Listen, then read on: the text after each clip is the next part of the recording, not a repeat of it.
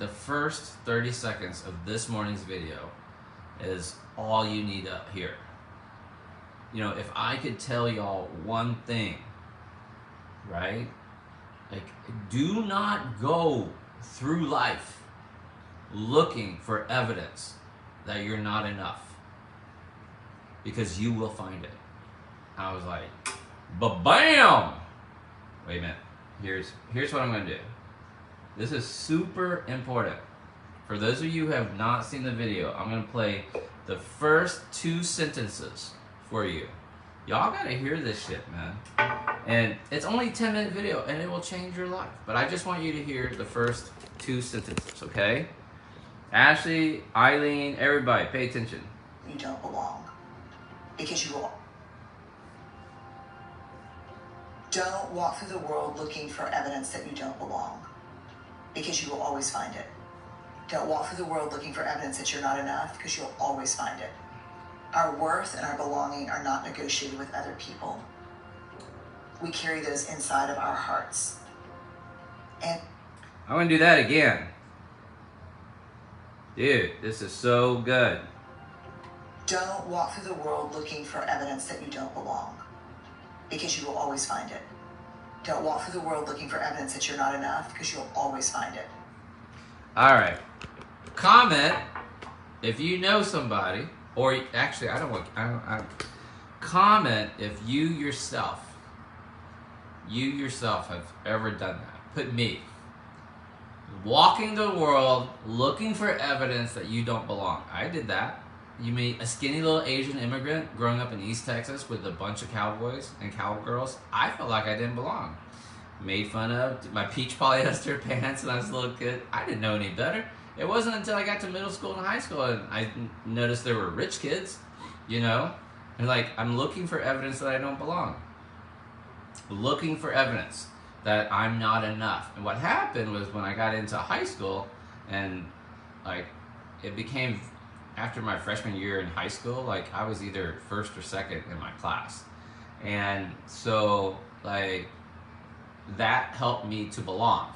But if all I did was focus on like how I looked, I didn't look like the other kids, and my hair is not wild today, and how like how I did not have cool clothes, I could not afford the Gap, I went to Walmart, I did not go to Target, I could not afford Target, man.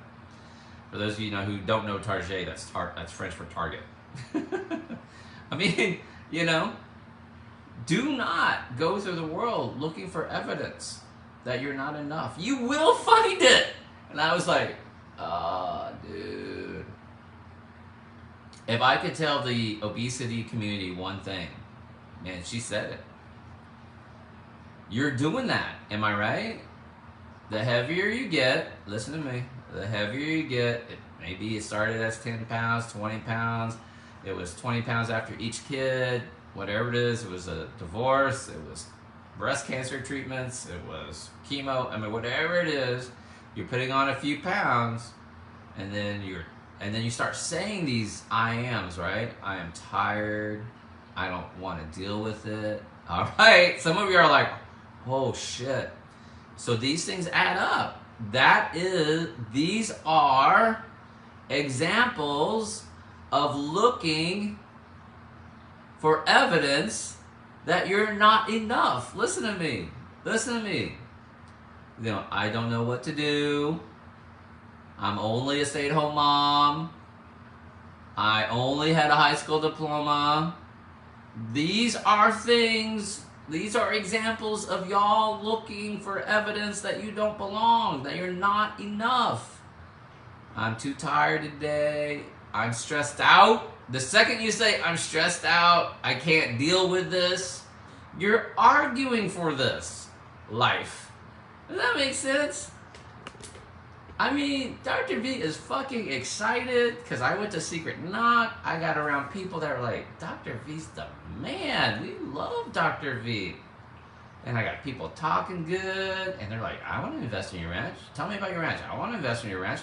And I was walking around going, I did not open the very first on this particular website, the very first ranch said $1.5 million. I didn't open it because in my little not enough brain, thought I need to find something between 500, 600,000. I need to get a deal. I found that first property. They were asking $695 for 170 acres, and I was like, I'm getting a steal at $4,000 an acre. $4,000 an acre, because an acre should be about $10,000, especially with waterfront on it. And I'm like, dude, this is amazing. And it has a 5,700 square foot home already on it. It's half finished. But I was like, what a deal. And when that deal fell through, my not enough brain, listen to me, my not enough brain would not let me open that first ranch that was 1.5 million. So one night, I don't know, maybe I was drinking, I don't know, I was bored. I said, let me see what this ranch is all about. I clicked on it, 1,600 acres, 2 miles of river, and then I talked myself out of it, right? Yeah, but it looks like it's in a desert area. Erica's like, yeah, that area, the river's brown. It's muddy water. It's not clear. It's not going to have trout and that sort of stuff. I was like, I don't really know, you know? And then, let me tell you, I know y'all think Dr. V is brilliant. I took my phone. I took $1.5 million, like 1,500,000. I almost had a stroke, right? Heart attack. And divide that by, it's technically 1,550 acres plus 120 acres of land management. BLM, it's called BLM. So technically it's 1,670 altogether, but it's 1,550 deeded. I just call it 1,600. But I then divided that by 1,550. I took 1.5 million divided by 1,550, and I was like, in your head you can do it, right? Because 1.5 million and then 1,500 acres, right? So it's going to be about $1,000 an acre, and but 1,550 comes in like 975, and I was like, what? I thought I was getting a badass deal at 4,000 an acre with that first property. Now I'm looking at a property that's $975 an acre with 2 miles of river. It's got cliffs, it's got a canyon, it's got crazy topography, it's got forests, it's got trails, it's got elk and deer and bears and bobcats and mountain lions and eagles, and it's got all this shit, and it's about to have some chickens and some goats and a couple different food forests. It's gonna, you know, okay. My little pea brain, my evidence that I was not enough, that I was undeserving, kept me from opening that link. And yesterday, 2 days ago, I put in an offer for half that. $500 an acre was my starting offer, $750. Crazy. Now some of y'all are going, but Dr. V, I didn't do that. I'm not interested in that. Like, dude, don't miss the principle. It doesn't matter. The principle is I felt not enough. And I validated it. And then on Saturday, I talked to my friend, Jeff Hazlett. He's like, oh yeah, here's how you do it. You gotta put this fund together and you gotta do this and I was like, well, what if I find another property that's like 500,000? He's like, raise the money for it. And he goes like, you can raise 40 million. I was like, I can raise 40 million? He goes, yeah. And if you only raise 9 or 10, then you got 9 or, you got another 30 million to go. Put a fund together. I'm like, what? You understand what I'm saying? So it doesn't matter how it shows up in your life. It's just more zeros. But it's the same. It's the same idea. All right? It's the same idea, like, hey, anybody, you've seen this post. Does anyone know somebody who's selling a cheap or a reliable used car that doesn't cost an arm and a leg, or that is reasonably priced? Dude, it's the same thing. You're asking for less than you deserve, right? And oh, my point was, through the years, listen to me, I love you. I love you. But through the years, you've let this obesity make you less than, make you feel like you're undeserving, make you feel like you don't belong in this world. Am I right? Can I have an amen? Like this, every time you can't fit into a booth, or every time you bump into somebody on the subway, or every time you have to ask for a seatbelt extender on the plane, or you can't go on the roller coaster, or not even in public, you know, or like you can't find clothes that fit, or you look in the mirror, like you do not want to go shopping. And the last thing you want is a fitting room. Who remembers that point in your life when you quit going into fitting rooms at department stores? You used to, size 8, 10, 12, 14, 16, and then at some point, you quit trying on clothes in the fitting room and you took it home.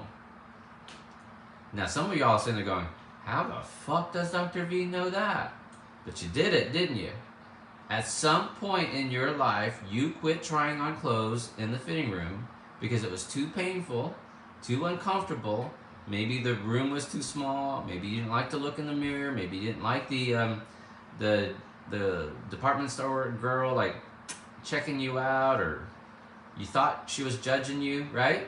So then you would just buy the size, and maybe you would buy 3 of the same item and took it home, tried it on, kept the one that fit, and returned the other 2 that didn't fit. Does that make sense? Am I right? Am I crazy? Now y'all are sitting there going, how the fuck does Dr. V know that? Because it makes sense. It is a logical conclusion of the shit y'all have to go through. So, now, listen to me. Y'all automatically look for evidence that you don't belong in this world. I do not fit in this world. And then what happens is, at some point, it gets too painful. Am I right? It gets too painful, and you say, wow, I no longer fit into my world, into my environment. The only place I fit is my fucking lazy boy recliner, big old chairs, you know, like moo-moos, big gowns, my house overcoat, my fluffy slippers. Because you know the fluffy slippers, they give when your legs are swollen with edema, right?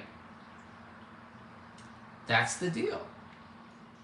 So then you're looking for justification for your world. That's it. And you found evidence. And I was like, whoa. And Brene says it great. She's like, don't do that. Don't look for evidence, because you're going to find it. And she says other things that are super important in today's video. Like she says, like, if you're going to be in the arena, I want you to understand this. You're going to fail. You're going to struggle. It's going to be hard. You're going to get your ass kicked. And I picked today's video for my favorite fan. She says, I was scared shitless. And then she says, you know, the universe comes down, puts her hands on your shoulder and says, I'm not fucking around. That came out of Brene Brown's mouth. And then she said shit again later in the video. I just laugh at that. Cheers. So,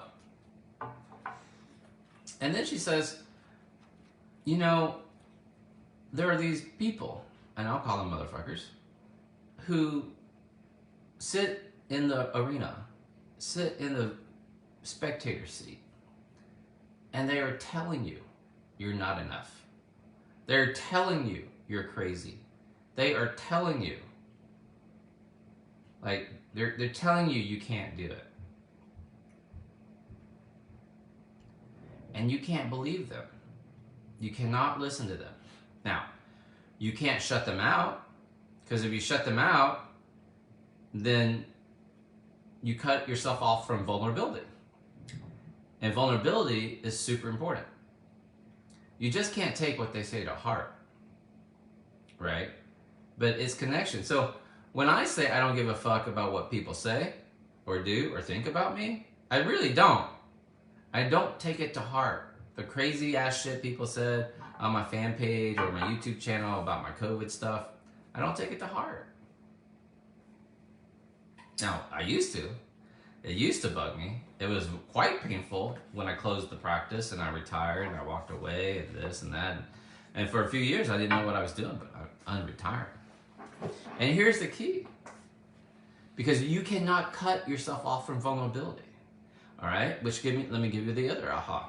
Let me give you another aha. Haven't you heard people say, and put me, if it was you, you said, well, I think I put on weight as a shield around me. I gained weight because it's a layer of protection. Put me, if you've ever said that. And I want to talk about you. I know you've heard it, but have you ever thought it? When you heard it, did you go, yeah, that was me. I did do that. I put on this weight so that, you know, it was a layer of protection. So people couldn't get close to me. Right? And for all of y'all putting me right now, I say bullshit. It's not true. I hate that. I hate that saying in the obesity community. It's bullshit. It's a lie. I want to go pull a Will Smith, Chris Rock on whoever came up with that idea. Whatever psychotherapist, whatever, had introduced that into the bariatric community, I want to do a Will Smith on them. Because it's not true.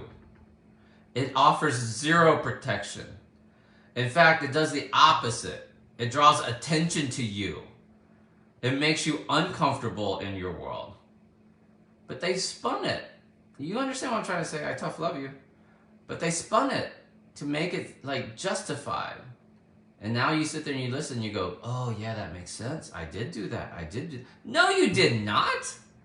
No, you did not. Because it was not a layer of protection. It offers zero protection. I mean, it's like going into a war zone with saran wrap thinking like, oh, I'm protected. It does nothing for you. Okay. So we've spun that, right? But what you were trying to do, right? What you were trying to do was to shield yourself from the hurt. But what Brene Brown is saying, you can't do that because what makes life good is being vulnerable. You had to do the opposite. You should have done the opposite, which is to be vulnerable. To say, man, I am really 60 pounds overweight. And y'all all fucking lie. Don't even act like you don't lie. You'll say to your husband or your friend, like, I'm 50 pounds overweight when you're really like 60 pounds overweight or 70 pounds overweight. It's no different than you say, oh, I'm doing good, and you're living paycheck to paycheck. It's like, oh yeah, we're doing really well, and you've got 3 credit cards that are maxed out, right? You fudge the numbers. I'm telling you, stop fudging the numbers. I'm telling you, if you are 28.5 pounds overweight, you need to say, I'm 28.5 pounds overweight. If you're down to your last, $5.75, you need to say, I'm down to my last $5.75. It's not $6. It's not $10. And a good example is I was like, hey, it's a 1,600 acre ranch. Well, technically it's 1,550 plus 120 of BLM. No, that's not Black Lives Matter. That is Bureau of Land Management, right? So technically it's 1,670, 1,550 deeded acres, which is a little bit harder to say. I know in my head, I just say it's 1,600, right? So stop fudging the numbers. Okay. So what you should have been doing this whole fucking time is being vulnerable, because it's the vulnerability that gets you to the next level. That gets you playing your best, that gets you the most creative, that gets you out of the messy middle. It's being vulnerable. It's asking for help. Like, you can't ask for help if you're not vulnerable. Can I have an aha? Like, you're wanting help, so you put on this weight, right? Like, that's the whole idea. I'm putting on this weight as a shield. What you really need to do is to be vulnerable so you can ask for help. But you can't ask for help if you're not vulnerable. Can I have an aha, please? Like, whoa. I needed to say to my doctor, like, doctor, I need help with my weight. I need to be vulnerable for a second. And I do that.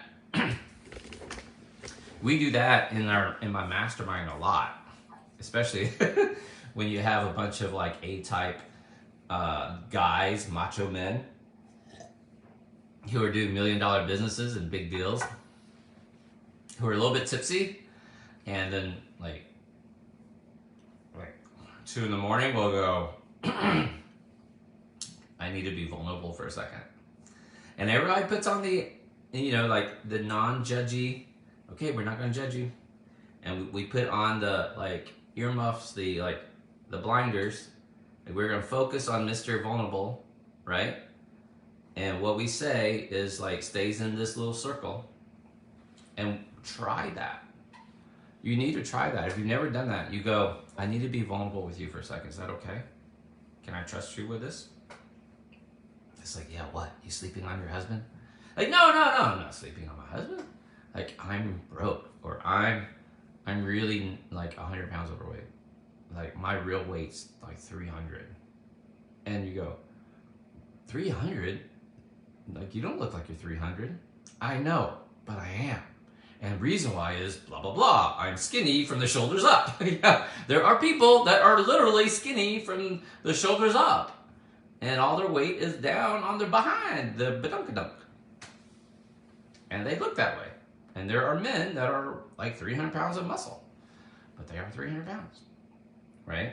Like, I need to be vulnerable. It's through this vulnerability that you get out of the messy middle. Whoa, that's good, right? Last couple of days we've been talking about the messy middle. How do we get out of it? You got to ask for help. You got to go, I don't know what I'm doing. So my friend Jeff Hazel was like, you need to start a fund. You got to do this. It's an opportunity zone. It's not an opportunity zone. I looked it up. Your ranch is not an opportunity zone, but it's okay because we can set up an office and blah, blah, blah. I'm like, hold on, time out. I need to Zoom. I need to talk to you so you can explain this to me. And he goes, you want to talk tomorrow? What time? I was like, 9, 10? He's like, yeah, that works for me. So I said, okay. And we talked for about half an hour. He explains it to me. And that was me saying, like, I literally said this to Jeff, I don't want to go to jail. He goes, well, then you need to do this because the SEC, the federal regulations have. I said, but Chris Noggle, like, Chris, right? Yeah, I know Chris. He says, like, there's some rule, like, if you're allowed like 35 investors or something before you have to set up this fund. He goes, oh no, he's right. If you're not raising millions of dollars, you don't need this fund. But you're going to raise millions of dollars. I said, well, I want ranches all over the place so I can help a lot of people. And he goes, well, then you need this fund. And he goes, it's $100,000 and turnkey. They set it all up, they manage it, and they file all the paperwork. They keep the rules, they do everything so that way you stay out of jail. And I said, so is that $100,000 for every ranch? And he goes, no, it's a one-time thing. And you can put all the ranches into the fund and da-da-da-da. And it's a one-time thing, and they manage it and all sorts of stuff. You'll be a partner in the fund and da-da. I'm like, what? I have to give myself permission to spend $100,000 so I stay out of jail. I do everything right. I do all the paperwork right for my investors. Everything's above board. Everything's transparent. Everything is everything that I'm trying to explain to y'all. It's the opposite of putting a layer of fat around me going, look at me, Dr. V. I'm just like, I'm going to have all these ranches and I'm hot shit. Can I have an aha? Can I have a go Dr. V if you understand what I'm trying to say? Say, put go Dr. V if you understand what I'm saying. Instead of putting up this what's that called? The face, like this falsehood, this sense of bravado, like this thing where I go, like, I know what I'm doing, like that fat layer y'all talking about. I did the opposite. I said, Jeff, I don't know what I'm doing. You know? Steve Lloyd. My friend Steve Lloyd literally went, "You don't know what the fuck you're doing." I was like, "Steve, don't talk to me that way." But you're correct. I don't. You know? And, you know, I talked to everybody. I was like, "Hey, I need help. I need help. I need help. What do I do? This, yada, yada, yada, yada." Right? So now I need to raise another $100,000 so I can set up this fund so that I stay out of jail. Because I actually look really good in orange. Orange is a good color on me, but I don't want to look good in orange. And you know, if I go to prison, I'm going to be somebody's bitch. And I don't want to do that. I'm very honest about this. If I go to prison, I'm going to be somebody's bitch. And I need someone like, you know, Shanna to keep Bloomquist to keep me in the safety area. Keep me out of the general population. So what I'm telling you by this example is that when you decide, everyone decide right now, you're going to decide to play the game. You're ready to go. By the game, I mean the game of life. You are going to go. You're going to interact. You're going to create. You're going to sell. You're going to sell your quilts. You're going to sell your crochet. You're going to sell your dildos. You're going to sell your lotions and potions. You're going to interact with the world. And you're going to and you realize there are going to be people that say shit to you like, "Oh, that's not very nice," or "That's not original," or "That's not enough," or "This person does it better than you," right? That's the scarcity. That's the comparison. Like all that shit. They're yelling at you. "Who do you think you are?" Yada, yada, yada, right? So they're telling you this shit, right? And you have to move forward and hear them, but don't let it bother you. And just be vulnerable. Like, "Hey, dude, like, I don't know what I'm doing." I'm going to tell you, watch this. Freedom, liberation is the day where you go, like, you quit putting up fronts. Oh, that's the word. Stop putting up a front. Like, I'm broke, you know. I have $40,000 worth of credit card debt. Whatever you got to say. I cannot afford this Mercedes. I got to go trade it back in. Honey, we cannot go on vacation this year. We cannot afford it. You have to, like I have regained 35 pounds. Who remembers that interviewer with that YouTuber I did a couple of years ago? And she lied about her weight. She had regained, and I was like, "Dude, you are not 185. You're 215. You have regained 30 pounds. You are lying to your audience." That's an ego thing. It was her own ego that would not allow her to admit that. And the second that she does not admit that, like, I can't help you. You can't be helped. Your mentors will not help you because they feel like they cannot trust you.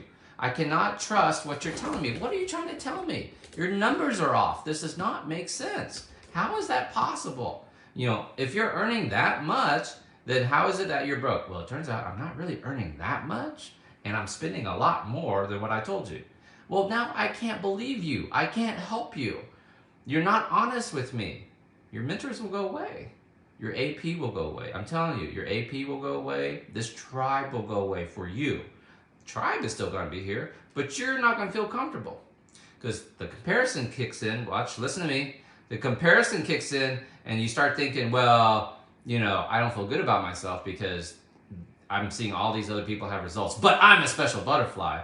Like, this is not working for me, or I don't need this because I can figure this shit out for myself. Really? That's how I got broke. I tried to figure it out by myself.